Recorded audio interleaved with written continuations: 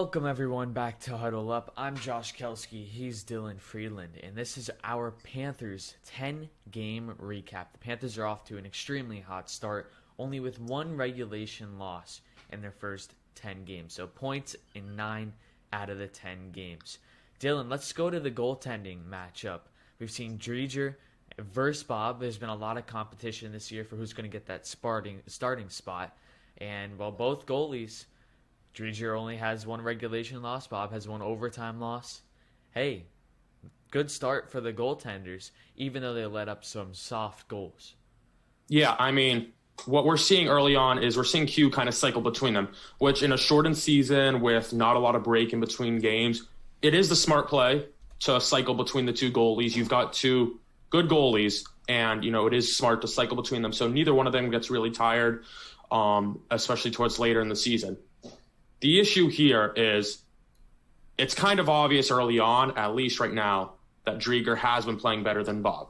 That's not to say Bob has been horrible. Bob has had some really good games. He's had some not so really good games. But that inconsistency with Bob right now is one of his issues, whereas Dreger has been consistent, and he's been a little bit better. Now, Bob, in his last game, where he just let up one goal against Detroit, he let up one soft goal, but then played amazing the rest of the game. If he can play like that, then he's definitely your starter. But right now, Dreger has been the better goalie in these first few games. Well, also, you can make the point that neither goalie has not been good. I mean, you can look at the record. They've done their job. Albeit the offense has really helped out. But starting off, Dreger 3-1-1 and Bob 4-0-1 means that they are doing their job. It may not be the prettiest or the absolute best that they've ever played, but they're still able to get those wins and do what they can to get those wins. That's why the Panthers are off to an extremely fast start. Let's talk about the offense, Dylan. I mean, they've been kicking at all gears. Only scored 2 goals the other night against the Red Wings, but they're one of the main reasons why they're helping the goaltender out and letting the Panthers get some wins. Yeah, I mean, when you want to talk about this Panthers offense, I think you look no further than this power play. It's been red hot to start off. It's tied for the best power play in the league right now with Washington. And I think a big part of that is Patrick Hornqvist. Him being able to get to the front of the net, he's creating these scoring chances. He's setting screens on the goalie. He's, making the defenders look at him and opening up areas for other guys. He's been a huge part of this power play. Yeah, and another point is, well, you mentioned Hornqvist. Barkov is playing some of the best hockey of his career right now. He really is dominant in every way. Puck moving against the wall and being able to get the passes out in front to Hornqvist. He's had some dandies of passes lately where he's just saucering them over off the ice, setting up some great opportunities, completely working the boards. And he's really been able to kickstart this Panthers offense when time they need it the most. They haven't played the best team so far in the division, but they've done their job. If you told me that they'd, at this point, only have one regulation loss, I would have told you're crazy. But, hey, they're capitalizing off of the not-so-great teams and getting themselves points early. And that's one of the main reasons why they're successful and hopefully why they'll be able to make a playoff run this year, whether that be in the top 3 or 4th spot in the Exactly. division. And, I mean, people will look at them and say, hey, they're not beating such great teams. You can only beat who is on your schedule. And you even look at teams like Detroit and the Blackhawks. These teams are beating good teams like Carolina and Dallas. It's hard to win in the National Hockey League because the parity, it's not that big of a parity. Bad teams beat good teams literally all the time. So for the Panthers to be 7-1-2 where they are right now, it's a tremendous accomplishment. And on our last episode, which was right before this season, we talked about the importance of Keith Yandel stepping up. That was when people on Twitter decided they were going to hate one specific player. That happened to be Keith Yandel. And we saw after his very first goal, which I believe was an empty netter, how excited he was. Or it wasn't technically an empty netter. The goalie was nowhere in his crease. But he's been playing pretty well this season. And he's making some great pairings with either Anton Strawman or Gudis, who, let's talk about Gudis for a second. He's been really, really good. Physical play. He had a hard hit, sent someone to the locker room the other day, and he's really not afraid to shoot, Dylan.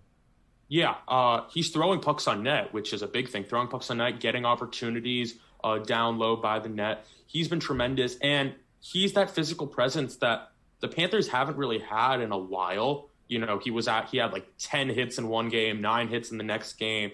He's bringing that energy, and he's bringing that locker room energy, providing that physical presence to this team. And we talked about Ekblad, we talked about Uyghur. Uyghur is really good at breaking up odd man rushes, especially 2-on-1s, and that's contributed to not giving up as many goals, because 2-on-1s are easily the deadliest play in hockey for goaltenders. Either you're going to cheat to one side and give up the short side goal, or vice versa. And Uyghur, he gets down on the ice at the last second and he breaks up the play. He's been great defensively. He has a few turnovers in the offensive zone. He's able to get back. He's really fast. And Ekblad is just back to his normal self of being one of the best D-men in the league. So in our last podcast, we also talked about the third line. Take me through that, Dylan. We've seen a lot of changes early in the season, and really top 4 lines have been contributing to the offensive side of play. Yeah, so we've seen Q kind of change up this third line a whole lot. But really what we've seen a main part of it be is Eetu Luostarinen and Owen Tippett. And, you know, Tippett, he came out of the lineup for a few games when he didn't look really great at the start of the year. But then these last 3 games, I want to say, he has just been full of energy. He's been terrific, and he's got some chemistry with Luostarinen. And then Vetrano has also been up on that line a lot. I think Tippett, he hasn't scored yet. He has a lot of opportunities. You know, he almost had 2 goals in the last game, but Thomas Greiss kind of robbed him. I'm really looking forward to this third line and seeing how these rookies kind of develop on this third line. I'm really excited for this line throughout the rest of the year. And ever since the beginning of the year, Anthony Duclair has stepped up on the first line. He's really fast. Like, he is easily one of the fastest players in the league. And he's able to get around defensemen. He's just not able to put the finishing touches on the puck just yet. He had a chance yesterday where he was about an inch or 2 away from a goal, but he didn't get the end of his stick on it to tap it in. Dylan, Anthony Duclair, he has to be cursed. I mean, Duclair's got to be cursed. There's no other way he's not scoring. It looked like there was a force field around the net on that wraparound goal, sort of, that you're talking about, where it came an inch away. But while we're talking about Duclair, we can't leave off the rest of this first line. This first line has been incredible. And shout out to Bill Zito for – we already had Barkov, and Barkov was great. But he went ahead and signed Carter Verhaeghe and Anthony Duclair, and those 2 guys combined are making $3.7 million. The first line as a whole is making less than $10 million. Shout out to Bill Zito for creating this. And not only are they making less than $10 million, they're also one of the top first lines in the league. Exactly. At a discount. It's been tremendous. And, Barkov and Verhaeghe have this great chemistry. They're finding each other in passes. Duclair is able to, spread out the defense with his speed. And, the 5-on-5 goals haven't been great for this team, but they will start coming because the chances are there. Yeah, and while we're giving out shout-outs, Coach Q, the idea to break up Barkov and Huberdeau, we were wondering who Huberdeau was going to cling to and be able to benefit from the most, and I think Patrick Hornquist is that guy.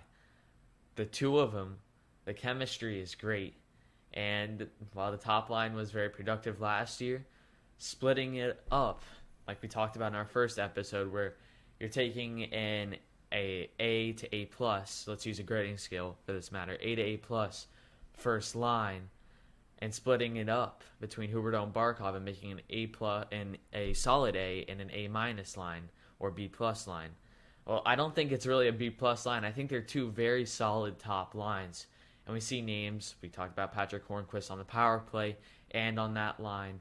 And then Barkov, Carter Verhaeghe, who has been really good lighting the lamp many times in the first 10 games. He's also a new guy. I mean, you've got Duclair, Hornquist. You have all of these new guys that Can't forget about Wenberg as well. Can't forget about him. He had a goal yesterday. And Bill Zito has brought in these new guys. We didn't know how they'd pair up with the rest of the team. And a very fast start early in the season with only one regulation loss. And I'm going to keep saying that because, like I said earlier, I would not have believed you if you told me the Panthers would be through their first 10 games with only one regulation loss. Now, the schedule ahead, Dylan, it's not going to be easy as they play right now. They're not the top of the standings as they've played fewer games than the best teams, but Tampa Bay is easily the best team in the league. Yeah, and this is where we're really going to see how the Panthers match up. I think it's fair to say that right now the Panthers are one of the top 4 teams in the division, but let's see, maybe they're, the second best, maybe they're the third best, maybe they are the best. I mean, we're really going to see here because they've got 3 games against Tampa, 3 against Carolina, 3 against Dallas, and then 2 against Detroit in these next 11 games. So this is going to be a really difficult stretch, but we're really going to see how does this team match up against the best teams. Yeah, it's not going to be an easy 2 weeks coming up, but if the power play can be productive, if they can draw those penalties, and the goaltenders, I mean, truly, we talked about goaltenders earlier as well, and how in the first few games, both goalies have given up some soft goals on the soft side of things. But remember, normally there are preseason games. You can have 4 or 5 apiece for the goaltenders. Well, Dreger's only played 5 games. Bob has only played 5 games. So now they're warming up, and they're going to jump right in to the best teams in the division and one of the best teams in the league. So let's see how they come together. This is going to be interesting. We haven't really seen them play a great team yet. Panthers have 3 in a row coming up against Tampa, and I can't wait to watch some more Panthers hockey. Dylan, it's been a pleasure. Thank you for joining me. I'm Josh Kelski. He's Dylan Friedland, and we'll see you next time on Huddle Up.